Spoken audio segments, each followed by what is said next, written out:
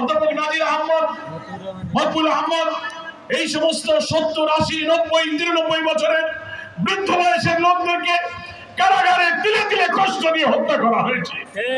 যারা জীবনে একটা মিথ্যা বলে নাই, হারাম খায় নাই, কাউকে কষ্ট দেয় নাই।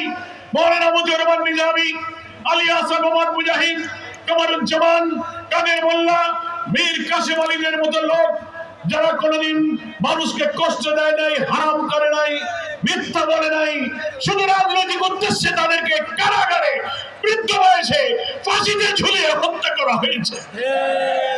আমার প্রিয় ভাইরা, এইসব মানুষের আত্মদানের পর 24 সালের 5 আগস্টের জুলাই অভ্যুত্থানের তীব্র উত্তাল আন্দোলনে বাংলার কোটি কোটি মানুষ যখন অত্যাচারী জালিম শাসকের বিরুদ্ধে আন্দোলনে ফুঁসে উঠল, তখনও প্রায় 2000 ছাত্র জনতা জীবন দিয়েছে।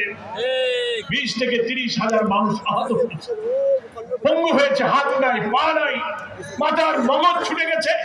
6 বছরের শিশু থেকে ব্যবসায়ী, ফেরিওয়ালা, হকার, কাদের লোক, শিক্ষক, ছাত্র ছাত্রী, বুদ্ধিজীবী রাজপথে নেমে তারা জীবন দিয়েছে।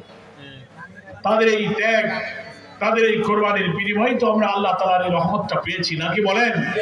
তাই আমাদের প্রতি তাদের হক, তারা যে নতুন শোষণমুক্ত বৈষম্যহীন